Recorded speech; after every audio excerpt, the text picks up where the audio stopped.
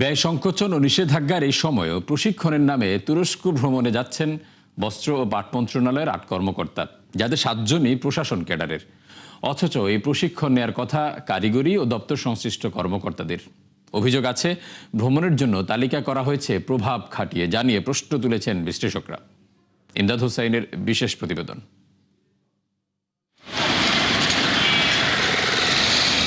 জনগণের সেবক বলা হয় সরকারি কর্মকর্তাদের, যাদের পেছনে প্রতি বছরই ব্যয় হয় বাজেটের বড় একটা অংশ। এছাড়া দক্ষতা অর্জনের জন্য দেশে বিদেশে প্রশিক্ষণ কিংবা সভা সেমিনারে অংশগ্রহণও নিয়মিত বিষয়। কিন্তু দীর্ঘদিন ধরে চলা আর্থিক সংকটে এসব নিরুৎসাহিত করা হলেও তা অগ্রাহ্য করছেন বস্ত্র ও পাট মন্ত্রণালয়ের ৮ কর্মকর্তা।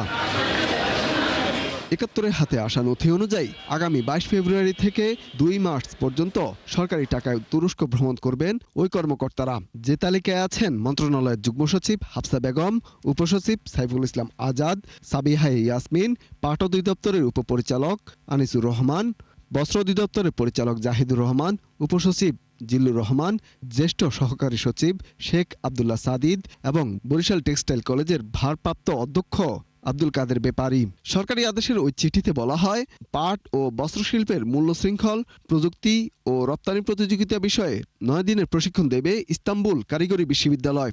অথচ প্রশিক্ষণ নিতে যাওয়া বেশিরভাগই তার আওতার বাইরে। আর অংশ নিতে যাওয়া ৮ কর্মকর্তার ভ্রমণ ব্যয়, আবাসন, খাবার ও হাত খরচের পুরো টাকা দেবে বস্ত্র ও পাট মন্ত্রণালয়, যার সংস্থান করা হবে চলতি অর্থবছরের বাজেট থেকে। অথচ ওই মন্ত্রণালয়ের গুরুত্বপূর্ণ ২ কর্পোরেশন বিজেএমসি ও বিটিএমসি লোকসানে জর্জরিত দীর্ঘদিন ধরে। এমন অবস্থায় এই প্রস্তাবনাকে শ্রেয় প্রমোদ ভ্রমণ বলছেন বিশ্লেষকরা। এখানে টেকনিশিয়ান দেখলাম একজন সম্ভবত, বাকিরা সবাই কিন্তু মানে সিভিল বলতে যে জয়েন্ট সেক্রেটারি এবং ডেপুটি সেক্রেটারি এরা শিখে এসে মাঠ লেভেলে কতটুকু ভ্যালু অ্যাড করবে, এটা প্রশ্ন থেকেই যায়। একদিকে নিষেধাজ্ঞা দিচ্ছে, জনগণকে বলছে যে আমরা নিষেধাজ্ঞা দিয়েছি, সতর্কতা অবলম্বন করছি, আরেকদিকে তারা যাচ্ছে, তাহলে এটা একটা দ্বিচারিত হলো না?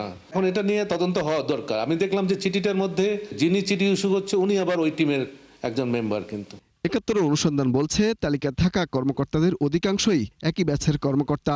এর মধ্যে গণঅভ্যুত্থানের আগে আনিসুর রহমান, সাইফুল ইসলাম আজাদ ও জাহিদুর রহমান ছিলেন যথাক্রমে ঢাকা, বগুড়া ও পিরোজপুরের ডিসি। যদিও এই ভ্রমণের পক্ষে সাফাই গাইলেন প্রশাসনিক কর্মকর্তা জিল্লুর রহমান, যিনি নিজেই সই করেছেন ওই সরকারি আদেশে।